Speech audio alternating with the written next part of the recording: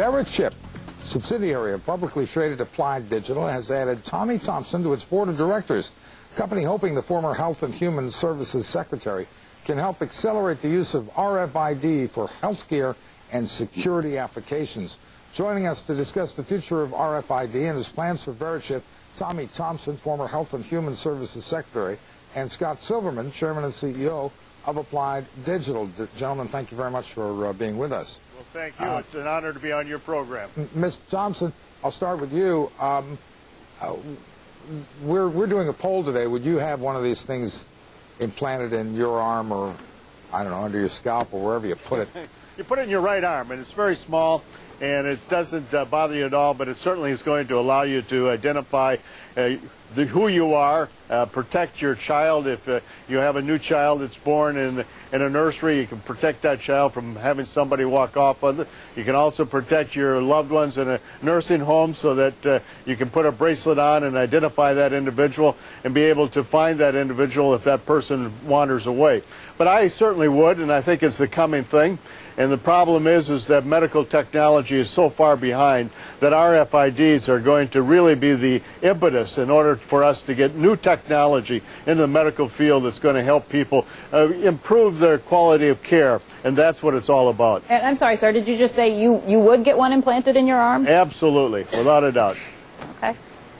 That's it. No concerns? No concerns at all? Because I have to admit, it makes me a little queasy, makes me worry. What happens if it gets dislodged?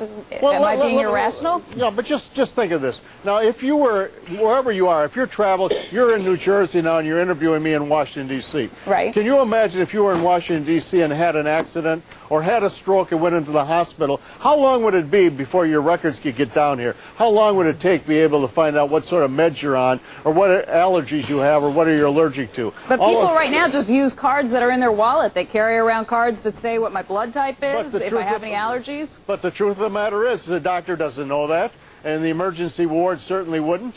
And the problem is that technology is so far behind in the medical field that people are dying every day because of the lack of technology. There 98,000 people died last year because of mistakes in hospitals and clinics across America. And a good share of those mistakes could have been prevented by technology. RFID is at the cutting edge of new technology is going to help to improve the quality of health and the quality of care for all Americans. Mr. Silverman, what about privacy concerns? Hi, Mark. Thanks for having us back again. I appreciate it. The privacy issue associated with RFID technology really disappears because Verichip is a voluntary product that is used by a patient for specific medical ailments, such as dementia, such as medical device recipients that need to identify their devices and their medical records, such as cardiac care patients and diabetic patients as well, who will voluntarily receive a Verichip, as they've started to receive them in the North Jersey area where Hackensack University Medical Center has adopted the system. How many people have these embedded in them? I shouldn't say embedded, but put in them. We've sold approximately 7,000 Verichips across the world right now. We believe that 2,000 of them approximately have been injected across the world, either for the medical or the security application.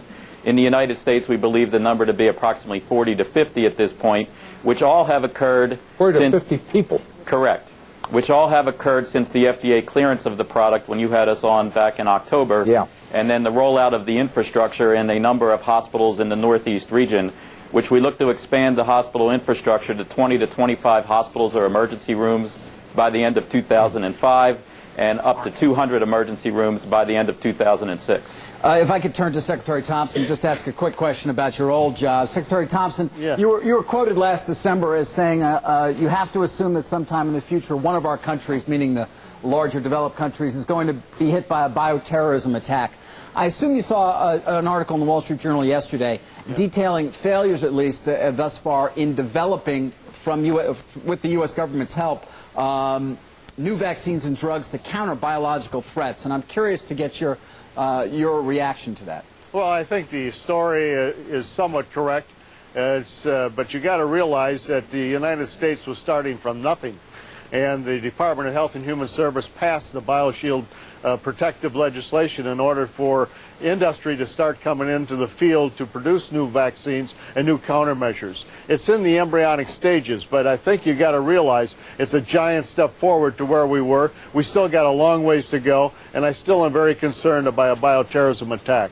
Mr. Silverman, we're almost out of time, so I'd appreciate brief answers if you could, sir.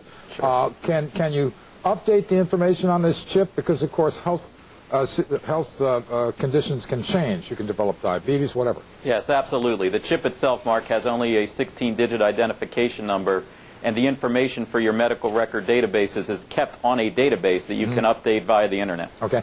And does your company make the implantable chips for pets? Yes, we do. Okay. We do it for pets, we do it for livestock with the National Identification Program, and we do it for people.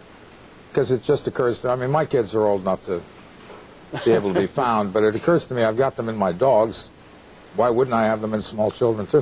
Thank you very much, gentlemen. Appreciate it. Thank you. It's our honor. Thank you very much. Tommy Thompson, former Health and Human Services Secretary. Scott Silverman, Chairman and CEO of Applied Digital. Don't forget to vote in our Squawk Back question. Would you implant or have implanted an RFID chip? They slide it under your skin of your arm. You don't even know it's there. Log on to squawkblog.com. Do you say, yes, I do it, or do you say, I'm with Becky? No way.